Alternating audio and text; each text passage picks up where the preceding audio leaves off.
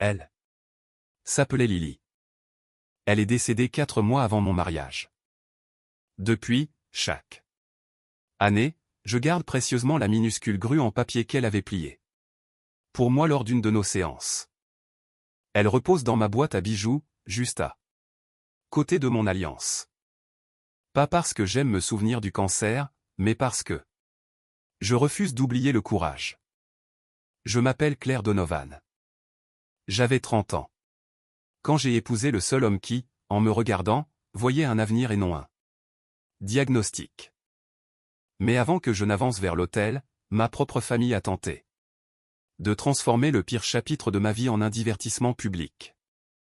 Ils pensaient qu'en m'arrachant ma perruque, ils me ruineraient. Ils ne se doutaient pas qu'ils étaient sur le point de se détruire eux-mêmes. 2 ans avant le mariage, j'ai senti une grosseur alors que je me préparais pour aller au travail. J'ai failli l'ignorer. J'étais occupé, tout le monde est occupé. Je me suis promis de prendre rendez-vous chez le médecin après avoir bouclé mon projet. 3 semaines plus tard, c'était chose faite. En moins de 10 jours, j'ai entendu 3 mots qui ont divisé ma vie en deux, un avant et un après. Vous avez un cancer. Je ne me souviens pas de grand-chose après cela. Je me souviens des lèvres de la docteure qui bougeaient, du fait que je hochais la tête, et de cette interrogation, pourquoi tous ces gens dans la salle d'attente avaient-ils l'air si normaux? Comment des étrangers pouvaient-ils continuer à discuter de leur liste de courses alors que mon avenir venait de basculer? La chimiothérapie n'était pas douloureuse comme la télévision le laisse croire, du moins pas au début. Ce qui faisait mal, c'était tout ce qui disparaissait ensuite. La nourriture avait un goût métallique. Monter les escaliers devenait épuisant. Mes amis ont cessé d'appeler, ne sachant pas quoi dire. Puis, un matin, j'ai brossé mes cheveux. La moitié est restée dans la brosse, le reste dans mes mains. Je me suis assise sur le sol de la salle de bain pendant près d'1 heure. Non pas parce que je pensais que mes cheveux faisaient ma beauté, mais parce que les perdre rendait tout soudainement réel. Cet après-midi-là, j'ai rasé le reste. Je voulais que ce choix m'appartienne. Pas au cancer. Mon fiancé, Ethan Parker, est rentré avec les courses. Il m'a trouvé devant le miroir de la salle de bain, totalement chauve. Je ne pouvais même pas le regarder. Je suis désolé, a-t-il froncé les sourcils. Pourquoi, ai-je demandé en montrant ma tête. Il s'est approché, a posé ses mains sur mon visage et a embrassé mon front. La femme que j'ai demandé en mariage est toujours là, devant moi, a-t-il souri. Puis il est allé dans le garage. 5 minutes plus tard, il est revenu avec une tondeuse électrique. Que fais-tu? Il l'a branchée. Si tu fais la chimio, a-t-il dit avec un sourire, je fais la solidarité. Avant que je ne puisse l'en empêcher, il s'est rasé la tête. Quand il a fini, il avait l'air ridicule. Il avait 3 petites cicatrices sur le crâne que je n'avais jamais remarquées. J'ai ri si fort que j'en ai pleuré. Il a souri, tu vois, nous voilà tous les deux avec une drôle de tête. C'était ça, Ethan. Il trouvait toujours un moyen de rendre la peur plus petite. Mes parents ont réagi différemment. Maman a pleuré, non pas parce que j'étais malade, mais parce qu'elle ne pouvait pas s'empêcher de parler du mariage. Et si tes cheveux ne repoussent pas? J'ai cligné des yeux. J'essaie de survivre. Je sais, mais les photos de mariage sont éternelles. Papa est resté étrangement silencieux. Mon jeune frère, Mason, n'a pas été discret. Il a regardé mon crâne chauve une fois, puis a ri, eh bien, ouah, tu vas économiser sur le shampoing. Maman a souri. Mason, a-t-elle dit en secouant la tête en riant, tu es affreux. Personne ne lui a demandé de s'excuser. Personne n'a demandé si j'allais bien. La blague est devenue une Autre anecdote familiale. Un rappel que ma douleur n'existait que pour le divertissement des autres. Contre toute attente, le traitement a fonctionné. Au printemps suivant, mes examens ne montraient plus aucune trace de maladie. Mon oncologue a souri, vous avez gagné le droit de recommencer à planifier votre avenir. 3 semaines plus tard, Ethan a fait sa demande une seconde fois. Même homme, bague différente, endroit différent. Cette fois, il s'est agenouillé dans le jardin de l'hôpital où nous avions passé tant d'après-midi à faire semblant de ne pas avoir peur. Je me suis dit, a-t-il souri, que cet endroit méritait un souvenir plus heureux. J'ai dit oui avant même qu'il finisse sa phrase. L'organisation du mariage est devenue étonnamment paisible. Non pas parce que ma famille avait changé, mais parce qu'Ethan s'en est occupé. Discrètement. Il a engagé les prestataires, rencontré les photographes, goûté les gâteaux, choisi les fleurs. Il disait, tu as passé assez de temps dans les salles d'attente, laisse-moi gérer ça. Pendant des mois, tout semblait plein d'espoir, jusqu'à 9 jours avant le mariage. Je suis passé chez mes parents pour déposer des mises à jour sur les invitations. Je n'étais pas censé les entendre. Maman et ma sonne étaient sur la terrasse. La fenêtre de la cuisine était ouverte. Ma sonne a ri, je n'arrive toujours pas à croire qu'elle va porter une perruque. Maman a répondu sans hésiter, le marié mérite une vraie femme, pas un fantôme chauve. Tous les deux ont ri. Je suis resté dehors, serrant une boîte de marque-place. Aucun d'eux ne savait que j'étais là. Je me suis retourné en silence, retourné à ma voiture et parti. Je n'ai pas pleuré. Je n'ai pas appelé Ethan. Au lieu de cela, pour la première fois de ma vie, j'ai fait des copies. Chaque SMS, chaque message vocal, chaque email. Cruel, chaque facture d'hôpital que j'avais payée moi-même alors que mes parents avaient promis d'aider sans jamais le faire. Chaque document, chaque reçu. Chaque fragment de vérité. Non pas par vengeance, mais parce qu'une voix au fond de moi murmurait, un jour, tu auras besoin de preuves. Je ne savais pas quand, ni pourquoi, mais pour la première fois, j'ai arrêté de collectionner les souvenirs et commencé à collectionner les preuves. Le matin du mariage est arrivé sous un ciel bleu pur. La suite nuptiale bourdonnait de rire. La musique jouait doucement en fond. Mes demoiselles d'honneur ajustaient mon voile. Je me suis regardé dans le miroir. Pour la première fois depuis des années, je ne voyais pas le cancer. Je voyais une mariée. Puis la porte s'est ouverte. Ma sonne est entrée avec une boîte cadeau. J'ai un cadeau de mariage, a-t-il souri, pour que tu te souviennes toujours de ce jour. Quelque chose dans son sourire me semblait faux. Très faux. Il est passé derrière moi, a posé ses mains sur mes épaules, puis, sans prévenir, a attrapé ma perruque et l'a arrachée. La pièce a explosé de cris. Mon voile est tombé à côté. Ma mère a applaudi une fois, puis a ri, le marié mérite une vraie femme, pas un fantôme chauve. À cet instant, la porte de la suite s'est rouverte, mais ce n'était pas Ethan. C'était quelqu'un que personne n'attendait, mon oncologue, la docteure Rebecca Sloan. Elle était venue livrer quelque chose qu'elle insistait à remettre avant la cérémonie.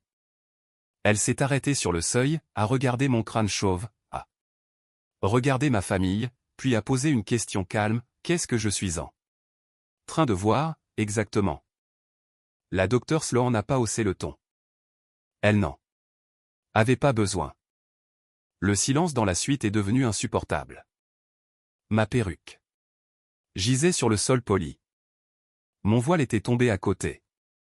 Personne n'a bougé pour les ramasser. Ma mère s'est lentement retournée, oh, je n'avais pas réalisé que nous avions une autre invitée. La docteure Sloan n'a pas répondu. Elle est venue droit vers moi. Ses yeux ont scanné mon visage, ma respiration, ma posture. Des années à traiter des patients cancéreux avaient rendu certains réflexes automatiques. Claire, est-ce que ça va? J'ai hoché la tête. Je vais bien. Elle a regardé mon frère, puis ma mère. Enfin, elle a demandé qui avait retiré ma perruque. Mason a haussé les épaules, c'était moi. Juste une blague. La docteure Sloan l'a fixé pendant plusieurs secondes. Une blague? Harry, elle est guérie. Pourquoi fait-elle toujours semblant? Avant que je ne puisse répondre, la docteure Sloan a pris la parole. Savez-vous combien de patientes refusent de quitter leur maison après la chimio parce qu'elles ont peur précisément de ce genre de choses? Le sourire de Mason s'est effacé. Elle a poursuivi. Savez-vous combien de mariés annulent leur mariage parce qu'elles sont terrifiées à l'idée que quelqu'un les humilie? Personne n'a répondu. La docteure Sloan a regardé autour de la pièce. Je travaille en oncologie depuis 20 ans. J'ai vu des mères dormir sur le sol des hôpitaux pendant des mois près de leurs filles. J'ai vu des pères se raser le crâne. J'ai vu des frères apprendre à nettoyer des cathéters. Elle a regardé Mason droit dans les yeux, et aujourd'hui, j'ai vu un frère humilier publiquement une survivante du cancer le jour de son mariage. Personne n'a bougé. Maman a croisé les bras. Oh, pitié. Elle est en rémission. Tout le monde doit arrêter de la traiter. Comme si elle était fragile. La docteure Sloan a répliqué calmement, la rémission n'efface pas le traumatisme. Pas plus que la cruauté. Maman a levé les yeux au ciel, le marié mérite l'honnêteté. La docteure a froncé les sourcils. Qu'est-ce que cela signifie? Maman m'a pointé du doigt. Il mérite une vraie femme. Pas quelqu'un qui se cache sous de faux cheveux. Pour la première fois, la docteure Sloan avait l'air vraiment en colère. Elle a sorti lentement l'enveloppe qu'elle portait. Je suis venu vous donner quelque chose. Elle me l'a tendu. À l'intérieur se trouvait mon dernier rapport d'examen. En haut, en lettres grasses, aucune preuve de maladie. Les larmes ont rempli mes yeux. La docteure Sloan a souri. Je voulais que vous ayez ceci. Avant d'avancer vers l'autel, pour que ce jour ne soit plus jamais associé au cancer. Elle a serré doucement ma main. Il peut redevenir simplement le jour de votre mariage. Je l'ai serré dans mes bras sans dire un mot. Derrière nous, Ethan est apparu sur le seuil. Il en avait assez entendu. Son expression n'était pas choquée, elle était déchirante.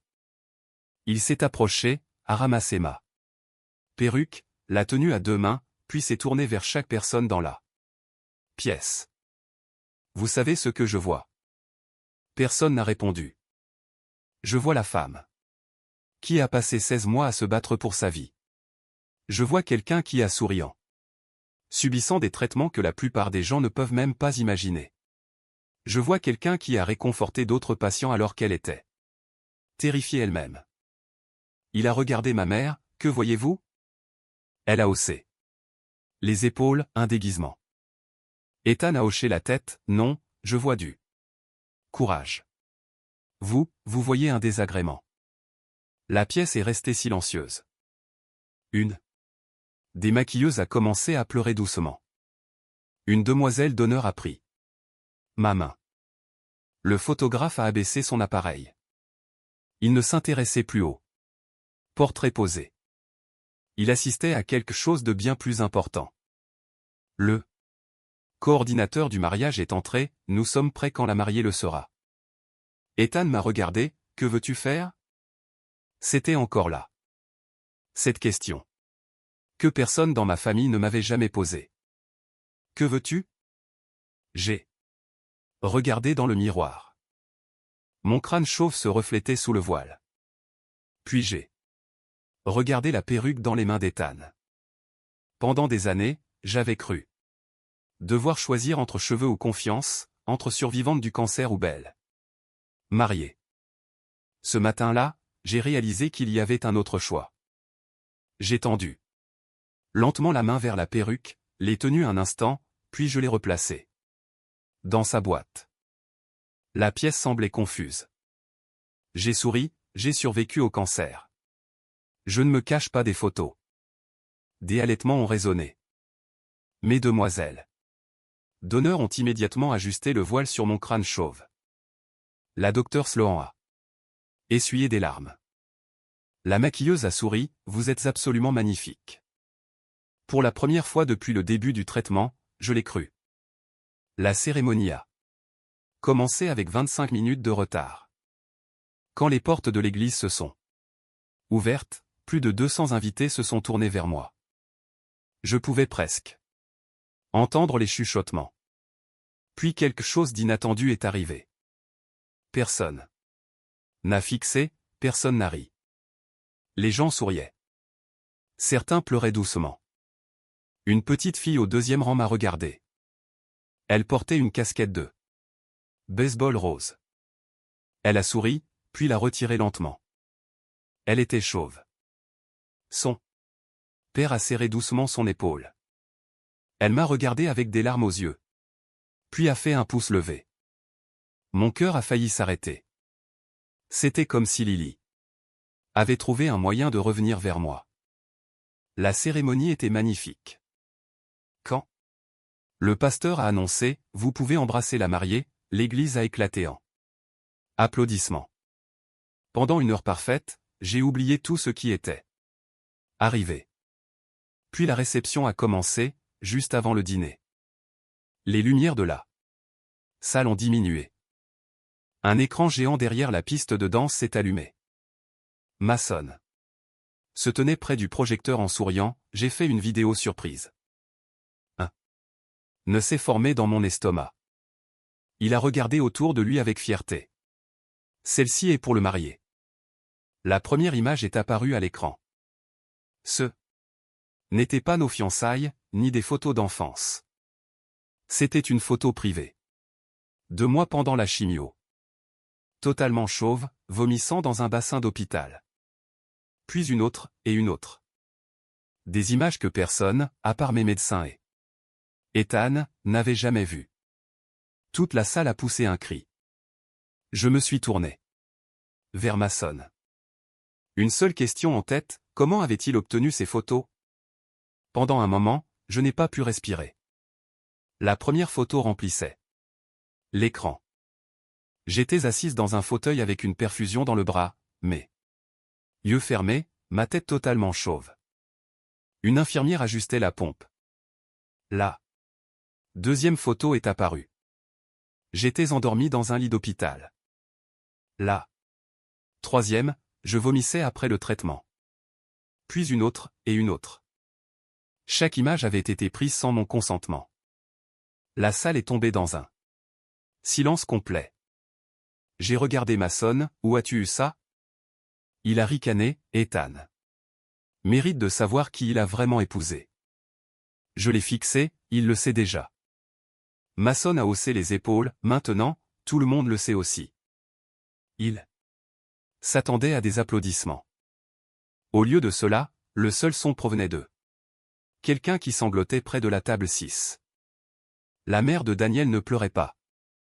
Elle était furieuse. Elle s'est levée si vite que sa chaise a basculé, vous avez volé ses photos. Mason a ri, elles étaient sur le vieux téléphone de maman. Mon estomac s'est noué. Le vieux téléphone de maman. Celui qu'elle avait emprunté pendant qu'elle me conduisait à mes rendez-vous. Je me souvenais lui avoir demandé de prendre des photos de moi, non parce que je voulais des souvenirs, mais parce que je voulais voir comment le traitement me transformait. Je lui faisais confiance. Elle avait promis que ces photos étaient privées. Je me suis lentement tourné vers elle, tu les as gardées? Elle n'a pas répondu. Tu les lui as montrées? Toujours rien. Finalement, elle a parlé. Ce sont des photos de famille. Non, ai-je répondu calmement, ce sont des photos médicales. Tu as promis que personne ne les verrait jamais. Elle a croisé les bras, elles sont à toi. Elles sont aussi à moi. C'est moi qui les ai prises. La salle a éclaté en chuchotements indignés. Ethan s'est dirigé vers le projecteur. Sans un mot, il l'a débranché. L'écran est devenu noir. Puis, il s'est retourné, personne ne bouge. Sa voix n'était pas forte, mais chaque conversation s'est arrêtée. Il a regardé Mason, tu as violé son intimité. Il a regardé ma mère, tu as violé sa confiance. Puis il a regardé la salle, chaque personne ici mérite de savoir exactement qui est vraiment Claire. Il a fouillé dans la poche de sa veste, a sorti une feuille de papier plié. Ma femme ne sait pas que j'ai apporté ça. Je l'ai regardé. Qu'est-ce que c'est? Il a souri doucement, quelque chose que je porte avec moi depuis ton dernier traitement. Il a déplié la page. Ce n'était pas un discours, c'était une lettre que je n'avais jamais vue. Il a commencé à lire. Le jour où Claire a commencé la chimio, je me suis fait une promesse. Ses mains restaient parfaitement stables. Si elle oublie un jour à quel point elle est courageuse, je le lui rappellerai jusqu'à mon dernier souffle. Les gens dans la salle ont commencé à essuyer leurs larmes. Il a poursuivi, elle s'est excusée de perdre ses cheveux. Elle s'est excusée d'être tombée malade. Elle s'est excusée de survivre. Il m'a regardé directement, un jour, je passerai le reste de ma vie à la convaincre qu'elle n'avait jamais à s'excuser. Pour tout cela. La pièce est redevenue silencieuse. Pas un silence gênant. Mais un silence respectueux. Puis Ethan a plié le papier, est venu vers moi. S'est agenouillé, non pas pour une demande, mais pour que tout le monde l'entende clairement. J'ai ri à travers mes larmes, nous sommes déjà mariés. Je sais, mais j'ai oublié de demander quelque chose. Quoi? Il a souri. Veux-tu me laisser passer les 50 prochaines années à prouver à ta famille qu'ils ont tort? Je n'ai même pas pu répondre. J'ai simplement hoché la tête. La salle a éclaté en applaudissements. Pas des applaudissements polis. Les gens se sont levés, ont applaudi, certains pleuraient ouvertement. L'ovation a duré près d'une minute entière. Mason regardait autour de lui, totalement confus. Son plan avait échoué. Au lieu de m'humilier, il avait dressé tout le monde contre lui. Puis, quelque chose d'inattendu est arrivé. Le responsable de banquet s'est précipité vers Ethan et lui a murmuré quelque chose. L'expression d'Ethan a changé instantanément, quoi? Le responsable a répété. Ethan m'a regardé. Le directeur juridique de l'hôtel est ici. J'ai froncé les sourcils. Pourquoi? Le responsable a répondu à sa place, parce que plusieurs invités ont reconnu ses photos d'hôpital. Et alors? Il a pris une inspiration. Le logo de l'hôpital et les informations de la patiente étaient toujours visibles. J'ai senti mon estomac se nouer. Ces photos ne faisaient pas qu'embarrasser, elles exposaient des dossiers médicaux confidentiels. Le responsable a continué, l'un de nos invités est le responsable de la protection des données de l'hôpital. Il les a reconnus immédiatement. Il dit qu'il y a de graves questions sur la façon dont ces images médicales privées ont quitté l'hôpital. Tous les yeux se sont tournés vers ma mère. Elle semblait soudain terrifiée. Pas gênée, terrifiée. Parce que pour la première fois de la journée, ce n'était plus une dispute familiale, c'était une question de violation du secret médical. Le responsable de la protection des données de l'hôpital, Michael, est entré dans la salle. Il a regardé ma mère et a demandé calmement, Madame Donovan, pourriez-vous m'expliquer comment vous avez obtenu et distribué ces photos?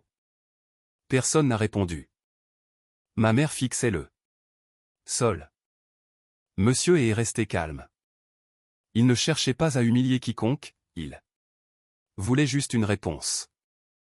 Madame Donovan, ces photos contiennent des informations de traitement confidentielles. Comment ont-elles quitté l'hôpital? Maman a finalement levé les yeux, je les ai prises. Monsieur a hoché la tête, avec la permission de Claire? Silence. Étiez-vous autorisé à les partager publiquement? Non. Étiez-vous autorisé à les copier à nouveau? Non. Chaque invité a compris exactement ce que cela signifiait. La salle était passée de la gêne à l'horreur. Mason a soudainement interrompu, maman n'a jamais fait le diaporama. Tout le monde s'est tourné vers lui. C'est moi. A-t-il dit, je les ai trouvés sur son vieil ordinateur. Je pensais que ce serait drôle. Monsieur l'a regardé, Claire vous a-t-elle donné la permission d'accéder à ces images? Non. Vous a-t-elle donné la permission de les projeter à 200 invités? Non. Il a refermé son carnet, merci. Pour la première fois de la journée, mon père s'est levé. Il avait l'air épuisé, plus vieux, plus petit. Il a fait face à la salle, puis m'a regardé, je savais. Pour le diaporama. Mon cœur s'est brisé une fois de plus. Tu savais? Il a hoché la tête, je pensais que cela te forcerait enfin à arrêter de porter cette perruque. Tu étais d'accord avec eux. Il n'a pas pu finir, il a baissé la tête, j'ai toujours choisi le chemin de la facilité. Cette phrase a fait plus mal que n'importe quel cri. Pas parce qu'elle excusait quoi que ce soit, mais parce qu'elle expliquait tout. Mon père avait passé 30 ans à regarder la cruauté en la qualifiant de paix. Ethan s'est approché de moi, tu n'as pas à répondre à qui que ce soit aujourd'hui. J'ai souri, non, je crois que j'en ai besoin. Je suis allé au centre de la salle. Pas rapidement, pas dramatiquement, juste calmement. Pendant des années, j'avais imaginé ce moment. Devant ma famille. Étrangement, je ne me sentais pas en colère. J'étais fatigué. J'ai regardé Mason en premier, tu as passé toute ta vie à faire rire les gens, mais tu n'as jamais remarqué que tu n'étais drôle que lorsque quelqu'un d'autre pleurait. Son visage s'est effondré. Puis je me suis tourné vers mon père, tu m'as appris quelque chose. Il a levé les yeux avec espoir. Tu m'as appris que le silence protège les mauvaises personnes. Il a commencé à pleurer. Enfin, j'ai fait face à ma mère. Elle ne pouvait même pas me regarder, j'ai passé des années à me demander pourquoi je n'étais jamais assez bien. J'ai enfin compris. Cela n'avait rien à voir avec moi. Tu étais gêné par la maladie. Tu confondais apparence et valeur. Tu aimais la version 2. Moi qui te mettais à l'aise. Mais le moment où j'ai eu besoin d'une mère, tu as choisi un public. Personne n'a bougé. Puis j'ai fait quelque chose d'inattendu. J'ai retiré mon voile complètement. Mon crâne chauve se reflétait sous les lumières. J'ai regardé la salle, je m'appelle Claire Donovan. J'ai survécu au cancer. J'ai survécu à la chimio, et aujourd'hui, j'ai survécu à ma propre famille. Les invités se sont levés un par un. Personne ne le leur avait demandé. Les applaudissements ont commencé au fond de la salle. Pas parce que j'avais eu le cancer, mais parce que j'avais arrêté de me cacher. Pendant que tout le monde était debout, ma wedding planner s'est approchée du DJ. Elle lui a tendu une clé USB. Il avait l'air confus, elle a souri, Claire m'a demandé de garder ça en sécurité. J'ai froncé les sourcils, quoi? Elle a souri. Tu me l'as donné il y a 3 semaines. Puis je me suis souvenu. Le lendemain du jour où j'avais entendu ma mère m'appeler « fantôme chauve ». J'avais pris une décision. Je n'allais pas passer mon mariage à attendre d'être humilié. J'avais préparé la possibilité que quelque chose arrive. Pas pour me venger, mais pour protéger la vérité. L'écran s'est rallumé. Cette fois, pas Avec des photos d'hôpital, mais avec des dizaines de vidéos personnelles, de vieux enregistrements que j'avais transférés. Le premier clip me montrait à 8 ans, en pleine santé, courant dans le jardin avec ma grand-mère. Le suivant, ma mère me brossant les cheveux avant l'école, me disant que j'étais belle. Un autre avec mon père m'apprenant à faire du vélo. Un autre pour Noël. Un autre pour mes 10 ans. La salle regardait en silence. Puis le dernier enregistrement a commencé. Il avait été enregistré accidentellement sur le téléphone de ma mère. 3 semaines avant le mariage. Elle ne savait pas que l'enregistreur vocal tournait encore dans son sac. La salle a entendu la voix de ma mère, Scylla. Voix chauve, peut-être qu'il annulera le mariage lui-même. Puis ma sonnerie. Où je m'assurais que tout le monde le voit. La voix de mon père, on devrait arrêter. Ma mère a répondu immédiatement, non. Peut-être que c'est la seule façon pour qu'il réalise qu'elle n'est pas assez bien. L'enregistrement s'est arrêté. Personne n'a dit un mot. La vérité avait parlé d'elle-même. Ma mère a regardé autour de la salle.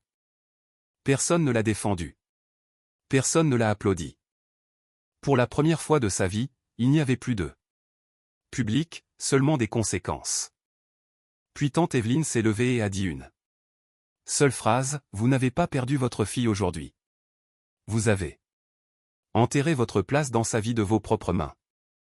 Les cloches du mariage ont commencé à sonner à l'extérieur. Mais à l'intérieur, chacun savait que ce n'était pas la fin. Ce n'était que le début de la vie que ma famille ne serait plus jamais autorisée à contrôler. Lorsque le calme est revenu, j'ai regardé Ethan. Il a souri, que se passe-t-il maintenant? J'ai souri, maintenant. Célébrons notre mariage. Pour la première fois de la journée, les gens ont ri. Un vrai rire. Le genre qui guérit. La fête a continué. 3 mois plus tard. Les conséquences sont arrivées. Une par une. Le conseil des licences a révoqué la licence de mon père après avoir découvert ses malversations financières et des documents falsifiés apparus durant le mariage. L'entreprise de construction a fermé. Le rôle de ma mère dans la communauté a changé. Elle a démissionné de tous ses postes de bénévole après que les parents ont cessé de lui faire confiance. L'Église lui a demandé de s'écarter pendant qu'ils examinaient des plaintes sur son comportement envers des personnes vulnérables. Mason a perdu la promotion qu'il célébrait depuis des mois, son employeur a jugé que ses actions violaient leurs normes professionnelles. Près d'1 an plus tard, un après-midi. Depuis, mon assistante est entrée, Claire, il y a quelqu'un. Votre mère. Elle avait l'air plus petite, plus vieille. La confiance qu'elle avait portée. Toute sa vie avait disparu. Je suis allé dans la zone de réception. Elle s'est levée immédiatement, je ne vais pas te retenir longtemps. Elle tenait une petite boîte. À l'intérieur, des dizaines de photos, mes anniversaires, mes pièces de théâtre à l'école, les voyages avec grand-mère. J'aurais dû te les donner il y a des années. Je l'ai regardé, pourquoi maintenant? Elle a répondu honnêtement, parce qu'elles sont à toi. Il n'y avait aucune excuse. Juste un silence. Puis elle a murmuré, je n'attends pas le pardon. Je sais. Je voulais juste que tu aies ce qui t'a toujours appartenu. J'ai fermé la boîte, merci. Elle avait l'air surprise. C'est tout? J'ai hoché la tête, c'est tout. Elle a attendu, espérant probablement une invitation. À la place, j'ai dit, il y a une chose que je veux que tu comprennes. Tu ne m'as pas perdu à cause du cancer. Tu ne m'as pas perdu à cause de ma perruque. Tu m'as perdu chaque fois que tu as ri alors que quelqu'un d'autre m'humiliait. Des larmes ont coulé sur son visage, je sais. Non, ai-je répondu. Doucement, je ne crois pas. Parce que si tu avais vraiment compris, tu ne me demanderai jamais de porter un regret. Elle a baissé la tête, je suis désolé. Pour la première fois, j'ai cru qu'elle le pensait vraiment. Mais certaines excuses arrivent après que le pont s'est déjà effondré. J'ai souri. Poliment, j'espère que tu trouveras la paix. Ce fut la dernière fois que je vis ma mère. 5 ans plus tard, Ethan et moi avons célébré notre 10e anniversaire. Ce soir-là, une jeune mariée s'est approchée de moi. Elle ne portait ni cheveux, ni perruque, juste un voile étincelant. Elle a souri. Nerveusement, je voulais vous remercier. J'ai demandé, pourquoi? Mon oncologue m'a montré votre interview il y a des années. J'allais annuler mon mariage. Elle a touché son voile, j'ai avancé vers l'autel exactement comme ça. Des larmes ont rempli mes yeux. Elle m'a serré dans ses bras, vous m'avez redonné mon courage. Alors qu'elle s'éloignait, Ethan a serré ma main. Tu entends ça? J'ai souri, quoi? Les gens qui ont essayé de te faire ont fini par donner du courage à des milliers de femmes. Cette nuit-là, en dansant sous les mêmes lustres où mon frère avait tenté de détruire ma dignité, j'ai réalisé quelque chose. Les gens me demandent toujours si j'ai ruiné ma famille. Je ne l'ai pas fait. Je n'ai jamais exposé un mensonge qui n'était pas déjà une vérité. Je n'ai jamais forcé quiconque à faire des choix cruels. Ils ont construit cette fin eux-mêmes. J'ai simplement cessé de les en protéger. Mon frère pensait qu'en arrachant ma perruque, il révélerait ma plus grande faiblesse. Au lieu de cela, il a révélé la sienne. Et tandis qu'il passait le reste de sa vie à essayer d'expliquer une terrible décision, j'ai passé la mienne à aider d'autres femmes à croire que survivre au cancer ne les a jamais rendues moins belles. Ma mère a ri un jour en disant, le marié mérite une vraie femme. Elle avait raison sur un point. Il le méritait. Et c'est exactement ce qu'il a trouvé.